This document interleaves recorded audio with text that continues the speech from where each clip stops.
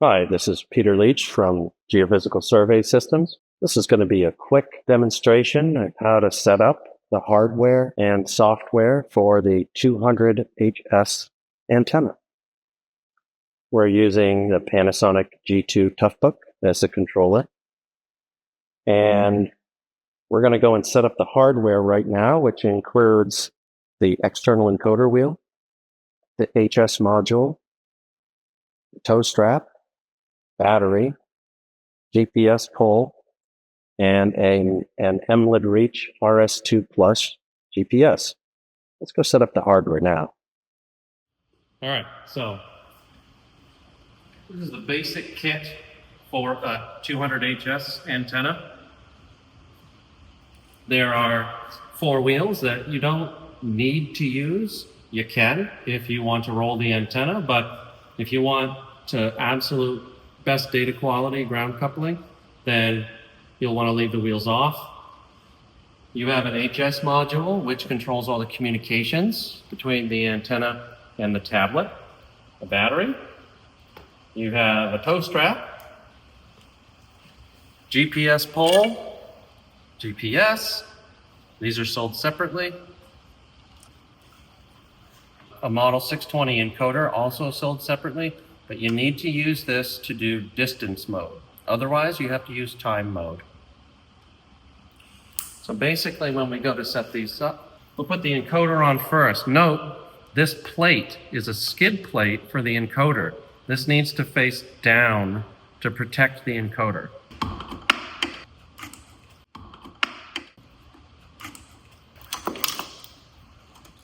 HS module, this, there.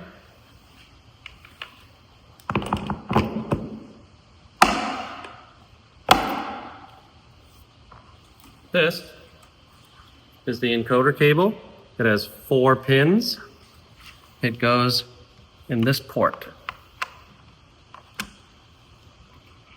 Put it on there until it snaps. Battery.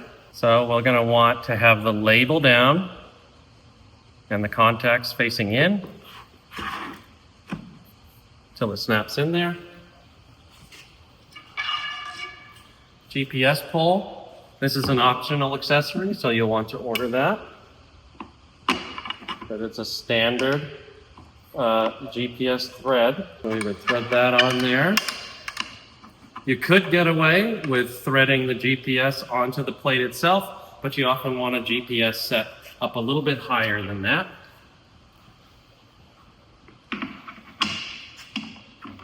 No wires needed. It connects to the tablet by Bluetooth. We'll hook up our tow straps. And then we'll power on the system just by tapping that button. Now that we've set up the hardware and turned on the 200HS using the power button on the HS module, we're going to connect to our GPS using the tablet's Bluetooth. You don't have to use Bluetooth with the 200HS, but if you're going to be wanting to capture your GPS coordinates, the locations of your track lines, and use the data later in radar or geolytics, then you'll want to use a GPS. We recommend 2 models, the Juniper Geode, which is a sub-meter GPS. We also recommend the Reach RS2 or RS2 Plus from MLID. And that's a sub-meter GPS, but you can also connect it to a cellular network to stream real-time kinematic corrections, or pair it with a base station and receive corrections that way. But the first thing we have to do is set up the GPS. So we'll go into the settings, devices, and I've already paired it before, but we'll go through the process. So Bluetooth, we'll add a device. It may already be paired, but in this case, we just look for the RS2 rover or whatever you've named it. We'll connect to it, and we're done. Okay, close that. Now, we're going to either double tap or hold down and run open on GS software. And the software will load to this dashboard. We have a list here on the left of all the projects that we've made. We have the antenna on the right, which corresponds with the serial number of the antenna. So we've got this hamburger menu here. We can look in here. We haven't connected an antenna yet, so none of the antenna parameters are here. We could rescan if we were to turn our antenna off, turn it back on. We can create a new project. We could call it 200HS or whatever we want. So 200HS,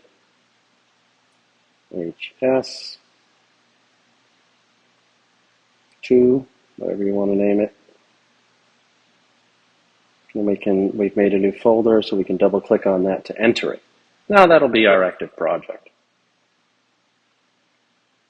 So we've got some other things going on here. If we wanted to transfer data, we could use manage files. We can set our GPS. When you come in, it may be listed, but I like to go in there and just make sure that I select it. So you can scroll through. The HS module also has a GPS in it. It's maybe a meter or two accurate, but I recommend using a more advanced GPS, but in a pinch that works really well. You can use the tablet's GPS, which I don't recommend. We're just going to choose RS2 Rover. Got our GPS offset in inches. So the GPS plate on the 200HS is set back from the center of the antenna. And so it's 10 inches. You could measure it in centimeters if you wanted to. We're not going to export anything to KMZ right now, but we want to make sure that we're set to use external survey wheel, which we set up earlier. So now we don't need to do anything with device configuration or anything like that. We could come down to the bottom and select units, imperial or metric, the language. We can have save prompt on, which means that when I close a file, it's going to ask me if I want to save it. If you didn't want to bother and you just wanted to save all the time, you could just turn save prompt off. Also, if we wanted to close the application, we could close it from here.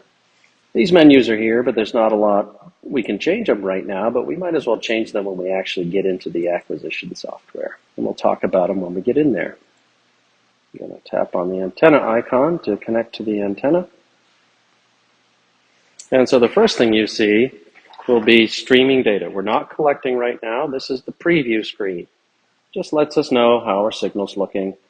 The antenna's not moving, but the data are just firing as we just sit here. Now, we could go back into this menu on the upper left, and we see some details about the system. None of that's particularly important right now, but it's there if you want it. We've got our project name, our GPS offset. Again, let's not bother with device configuration. And everything else looks good. So we're going to go over to the upper right menu. And you'll notice our collect mode is distance. You could do time mode, which doesn't use an encoder and just uses scans per second to collect data. Not recommended unless you're deploying the 200HS from a boat. We've got point mode, which is for individual point soundings. Not recommended for most jobs. We're just going to do distance. That way we can get an accurate distance with the encoder. Our vertical scale is depth. You could change it to time in nanoseconds, two-way travel time. Well, I like to have it on depth. Our dielectric, well, we could change it right now, but we just don't know what the dielectric is. We'll have to do a matching, hyperbola matching when we go outside. Soil type, just ignore that. Oops, it's just a cheat sheet. The depth, we could change that to whatever we wanted. Use a plus sign. Right. I just changed it to 25 feet. We'll change that later too. Well, maybe we will, maybe we won't. It just depends on the site conditions. Surface percent, how much are you showing of the direct wave here? Times 0. 10% is the standard. Scans per foot, what's your scan density? So in this case, we're collecting 1 scan per inch. If we were doing really long transects and we just didn't care about data density like that, we could do 6 scans per foot, but that would compress the overall data. We could do 24, whatever you wanted. I typically recommend 12 scans per foot, or in meters, I would do probably 25 scans per meter to start with, and then if you wanted the data a little more dense, you could do 50 scans per meter.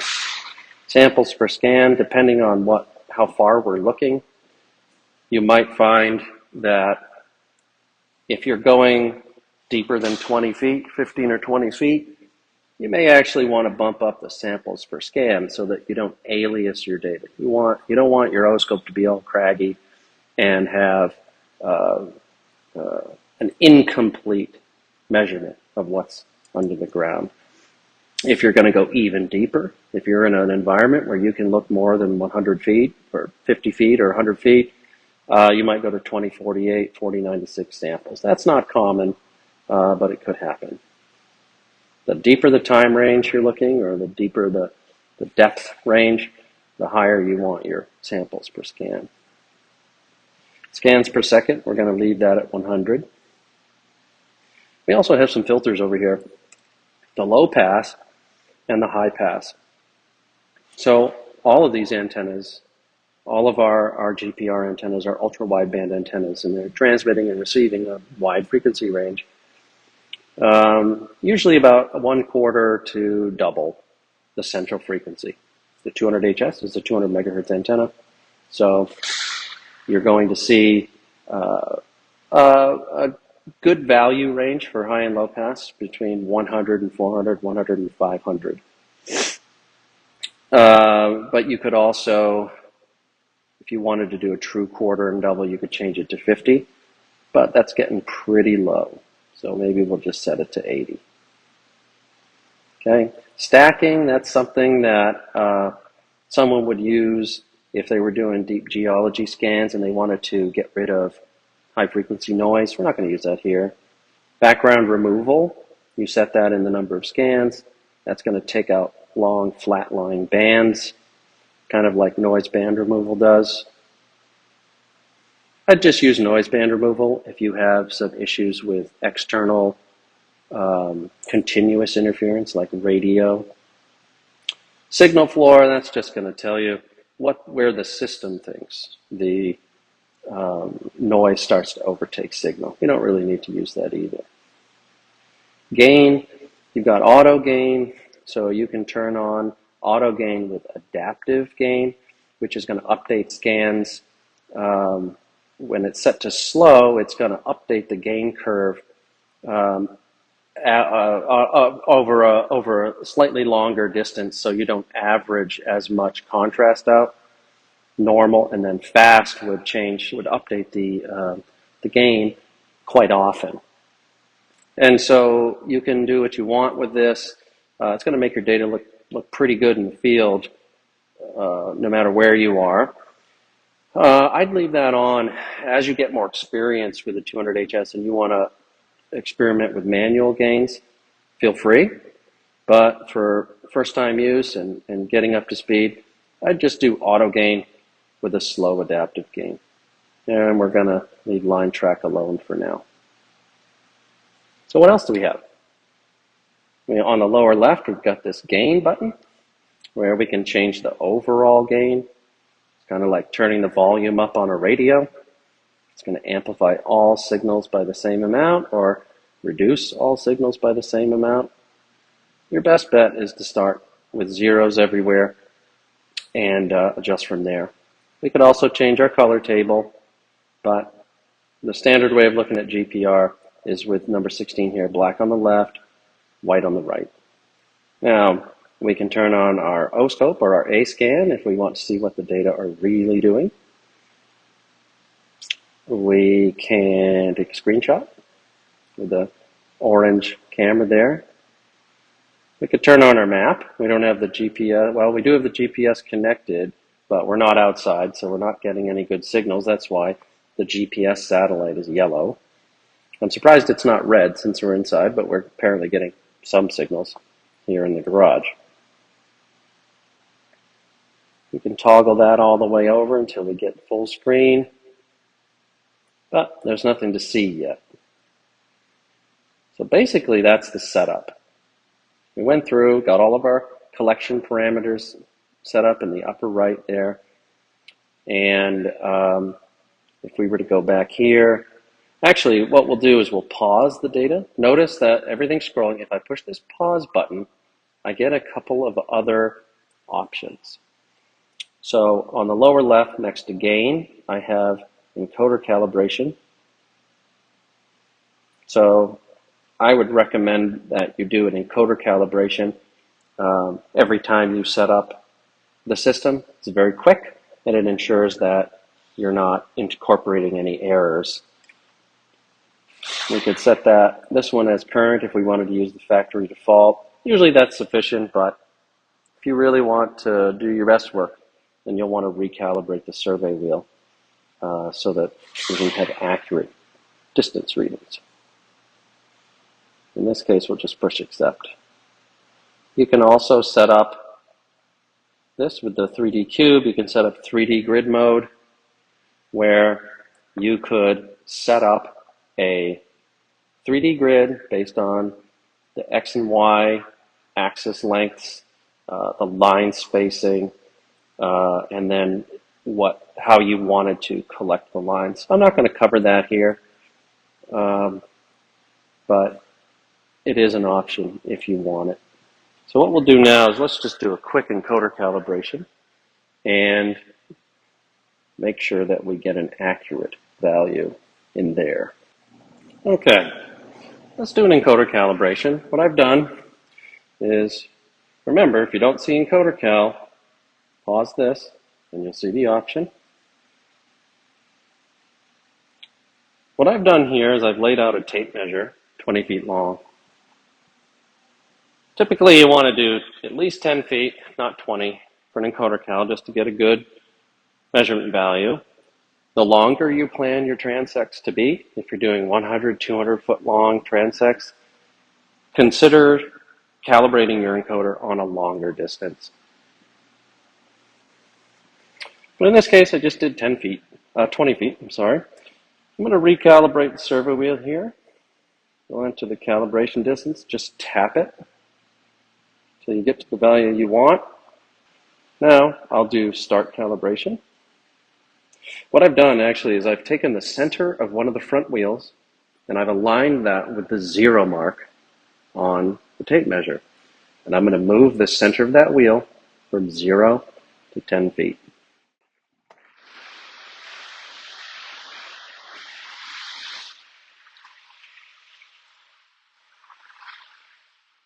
Now that I've moved that, I can stop the calibration.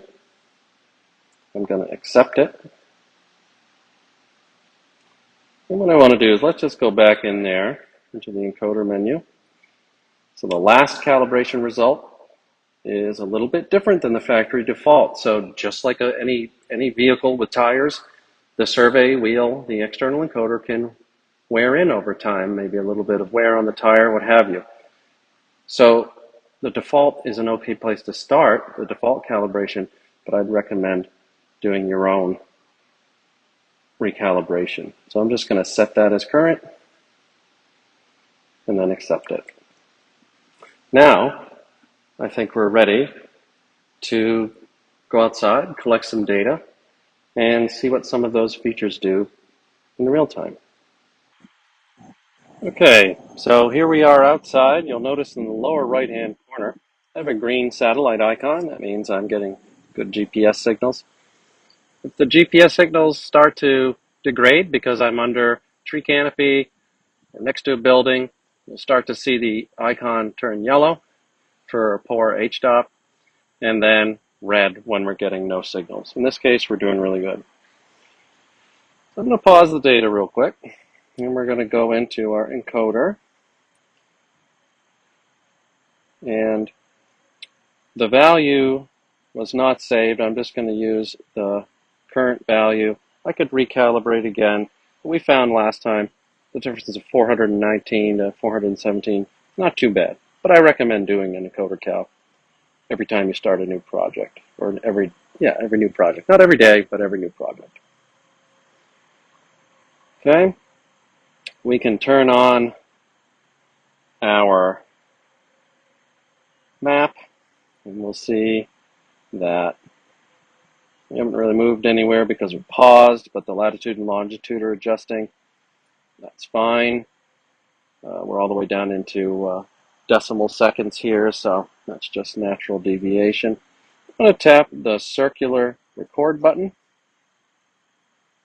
Now you'll see on the map our green dot, and I'm going to start walking.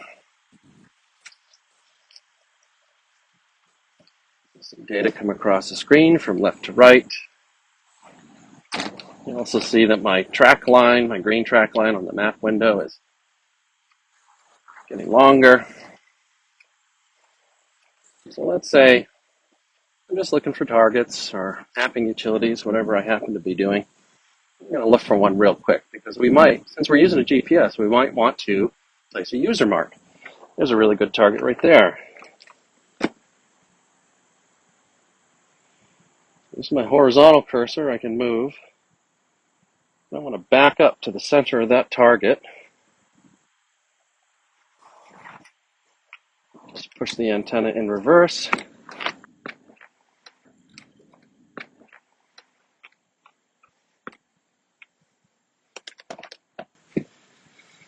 So now that I'm centered on a target, I could move my cursor up and down. Then all the way over on the right, there's an orange circle with a dot in the middle. I could tap it once, put just a user mark in the data. And so that would persist into radon. Or I could double tap and get target colors. Now, if I know what this is, I can use one of these target colors. I'm not sure what it is. I think it might be water. So I'm going to tap blue.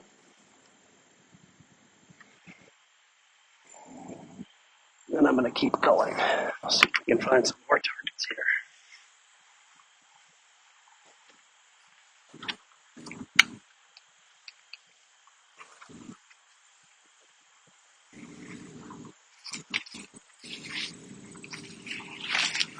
There's one.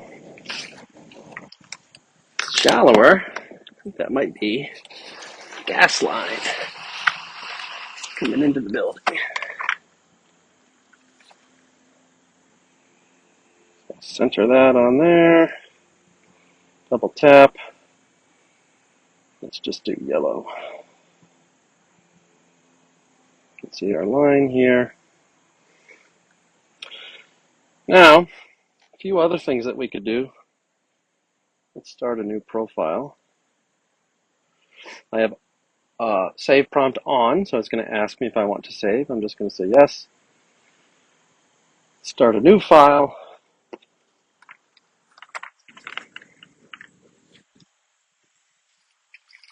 And so let's look at a couple other things that we can do with our data. A nice target, all of them. So I'm going to go, I can change my gain. So this gain button down here. Turn the overall level down if I wanted to. Turn it up and all of a sudden it's too much of a good thing and too much contrast. We could only do shallow.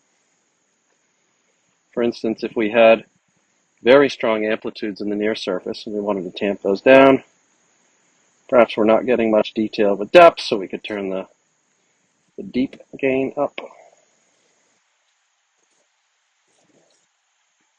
We could also come in here, not change any of our scan parameters, we could change filter parameters.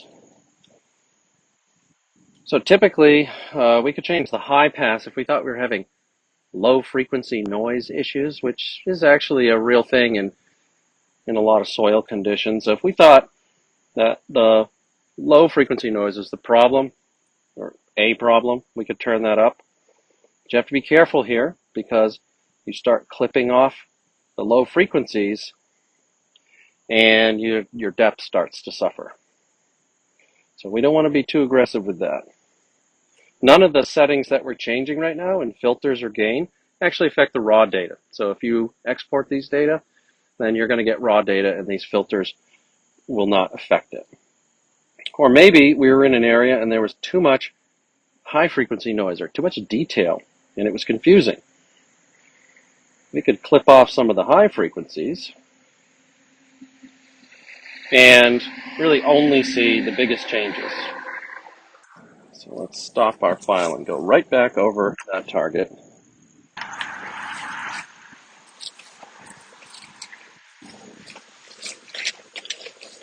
Just walking back over that target. So since we turned the low pass down from 500 to 250, you'll notice a significant lack of overall resolution. But sometimes that's okay. We got rid of a lot of high frequency clutter, and we emphasized the biggest changes, like the layers that we see at the top and that big target in the middle. Other than that, when you're getting started, like I said earlier, you don't necessarily want to mess around with the auto gain and adaptive gain. We could actually change that to slow. But just get familiar with the system and don't worry too much about the gain unless it doesn't look quite right. If it doesn't, you can toggle auto gain off, back on, and have it recalibrate the gain. Take a screen grab. The other thing that we'll want to do is let's do a matching. So what we want to do is back up to a good target in our data.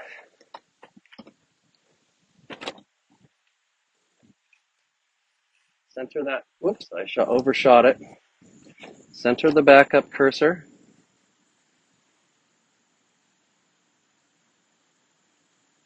Over the target.